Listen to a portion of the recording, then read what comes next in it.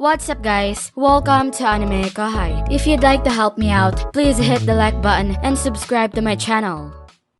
Desperate to intervene, they exchanged meaningful glances with the ministers, silently urging them to put an end to Zang's outrageous declarations. Their instincts warned them that calamity loomed if Zang continued down this path.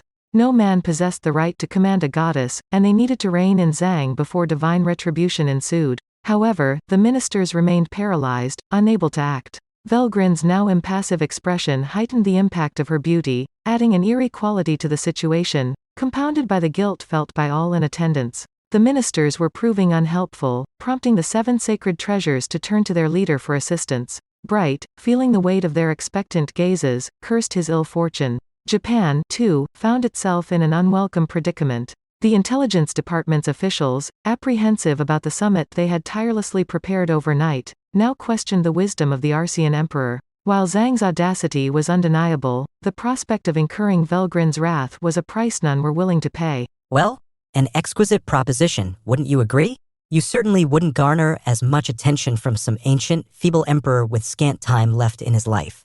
On the contrary, I would spend each evening. A palpable tension seized the room as everyone realized their worst fears were materializing. Zang, squarely facing Velgryn's fury, found himself paralyzed. He comprehended that he had overstepped, but the magnitude of his words was too bitter to swallow. What? What is this celestial force enveloping me? The deity from ancient myths, its potency surpasses all expectations. And I dare to dream of making her my life partner? How could I have been so audacious? Struggling to maintain even a semblance of coherence, he grappled with the realization of his profound folly. While the notion of infusing a goddess's lineage into his family seemed grandiose on the surface, certain aspirations were inherently unattainable. According to legend, Shin, the progenitor of Archa, had won the affection of a goddess, yet even they hadn't borne offspring. Zang, a distant descendant of Shin, lacked any entitlement to celestial favor. Moreover, as chronicled in ancient records, the temperament of this goddess, presuming half of it was mere myth, bordered on the ferocious. Allegedly, she would ruthlessly obliterate entire nations at the slightest affront to those she cherished. Excavations in areas specified by ancient accounts revealed subterranean city ruins, where outer walls had liquefied into a glass-like substance due to an intense conflagration. Only now did Zang recollect these reports, envisioning a future where the nations constituting Archa would be incinerated by flames, turning his complexion pallid.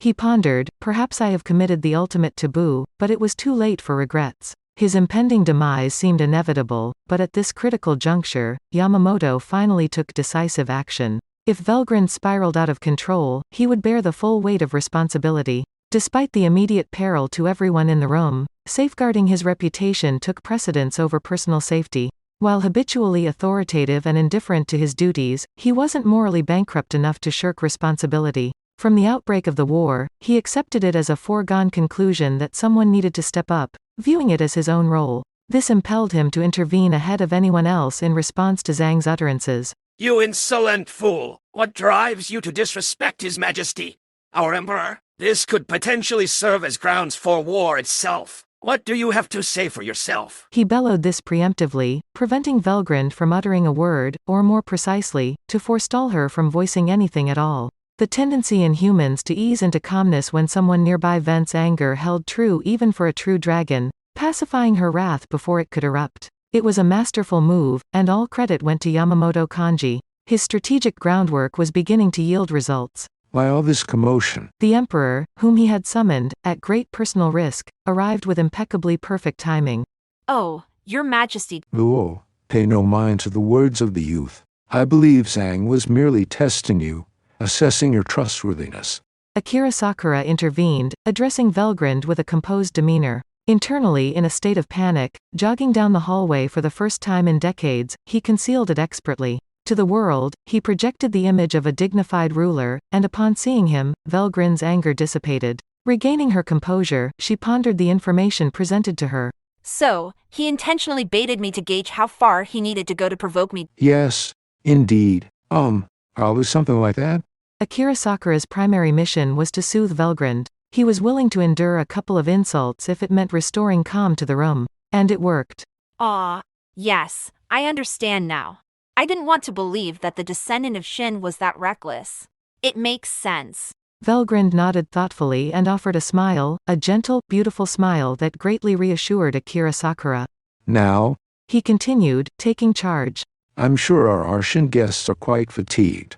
Let's escort them to the waiting room. Under normal circumstances, the Emperor wouldn't personally handle such matters, but he had little choice. Everyone sprang into action simultaneously, as if a spell had been broken, narrowly averting a serious crisis. In future generations, Archa would hold a much friendlier stance toward the Empire of Japan's conquest. However, special respect and popularity were reserved for those bearing the Yamamoto surname. Their deeds found a place in history textbooks, credited with rescuing Archa from imminent peril. This fact became a staple in final exams, ensuring that almost every product of the Arcean education system was well acquainted with it.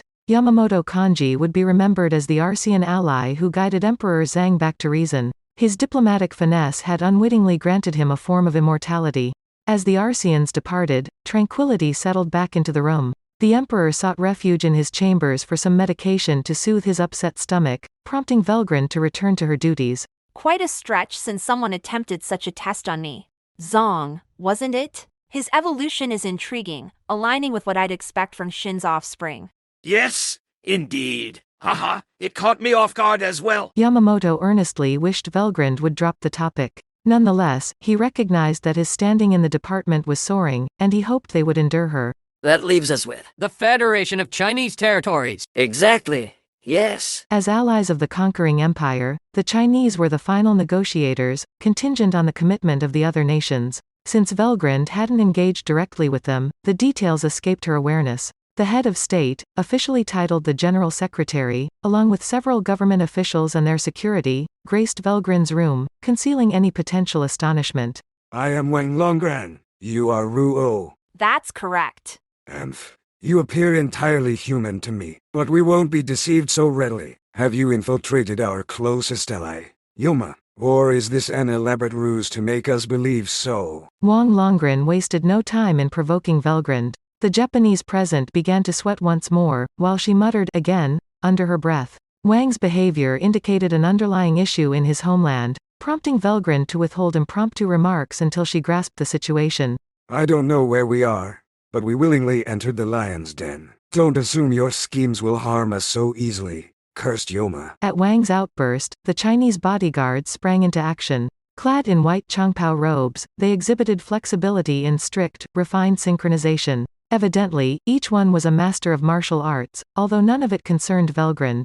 Yoma, your strength is undeniably formidable. However, we will never forgive you for appropriating that name. Yes, the term dragon in your name rightfully belongs to Long, the originator of our dragon fist style. No Yoma should ever dare utter that name. The bodyguards seethed with intense anger. The Japanese response was notably restrained. Everyone shared the same thought, not again, she's the real deal, after all. Yet, Velgrynd sensed something more. Long, you said? Ah, indeed, there was someone named Long who dubbed his skill set Dragon Fist, wasn't there? And this is the world Long inhabited. You must all be his pupils, inheriting his skills. How delightful. Despite spending time in the royal library, Velgrynd didn't have a comprehensive grasp of every historical figure. Japan wouldn't likely house books on obscure martial arts schools in foreign lands. Therefore, it would have been reasonable if the name Dragon Fist inventor Long didn't immediately resonate with her. However, she treated him like a long-lost friend, leaving the Chinese contingent puzzled. Why are you acting as if this is some revelation for you? Attempting to conceal the truth. Well, good luck. We represent the pinnacle of their elite, and we'll crush you in your efforts to obliterate us. And we'll begin with you, the one who appropriated our master's honorable name. We must restore our homeland's pride. The bodyguards assumed combat stances. Velgrynd, observing, simply grinned at them. Oh my, you've certainly cultivated your passion for battle, at least, by the standards of this world. I can see your dedication to self-improvement and constant training. It warms my heart to see you still taking Long's teaching seriously. Velgrynd now regarded these martial artists not as adversaries but as cherished disciples. The shift in attitude only further infuriated her opponents. How dare you mock us? Let her. We should all just pounce on her at once. They were prepared to rely on their fists, but someone intervened, a smaller figure, the only one among them adorned with a robe embellished with the character for dragon. Stop! This is not someone you stand a chance against. The articulate, composed voice implied that the individual with dark eyes and dark hair was a woman. Ladies, Xianhua. But The bodyguards attempted to counter her, but the mere sight of Xianhua, the Holy Fist, silenced them. She was the most formidable among them, perpetually composed and unyielding against any adversary, and they could see she was tense and perspiring. I'll face her. With that declaration, no one else dared to utter a word. You're the current master? Your determination impresses me. You deserve commendation. I have embraced the Hunpo, the spiritual and animal soul of the Holy Fist of the past, those who have inherited the greatest power there is. And if you are truly the genuine Longhuang, or Yuo, as Japan calls you, may I challenge you to a duel? No problem. I'll be happy to enlighten you. And I hope you value the honor. The preparations were swiftly arranged. Before anyone else could intervene, they became unsuspecting spectators, eagerly anticipating the outcome of the bout. Needless to say, it concluded with a decisive victory for Velgrynd. It wasn't even a close contest, though only Xianhua recognized this. In the eyes of the onlookers, it appeared as though she was launching a full-fledged frontal assault. To her more seasoned Dragon Fist disciples, it even seemed as if Xianhua was trapping Velgrynd with her fists and kicks, both infused with a bluish-white lightning. Dragon Fist was transmitted to only one individual at a time. All its techniques were bestowed upon the most adept of the master's pupils, irrespective of bloodline. The crucial skill transferred in this process was the Hunpo, as mentioned by Xianhua, a forbidden ability that recorded all the skills its invoker had acquired and passed them on to their successor. A portion of the master's internal strength was also transmitted, signifying that each generation harbored more refined fighting spirit within them. It was not guaranteed that the successor would inherit every single ability, but as long as the Hunpo was among the skills passed down, there was hope for the next generation, and, with the aspiration that an all-powerful martial artist would emerge following his teachings, Long had taken his last breath. That's it for this video, guys. Thank you for always watching my videos and supporting my channel. A big thanks to the AnimeKouhai patrons who made this video possible. Judah Herrera, Just a Guy, Miss L.W. Hernandez, Guy Ensley, Simon Rode, Emperor WSA, Nico Espinosa, George Hage, Pratik Bandari, Arod Dare, Faiz Mansour, Jackson Early, Alpha Domination. Thank you so much for helping out. I'll see you guys in the next video.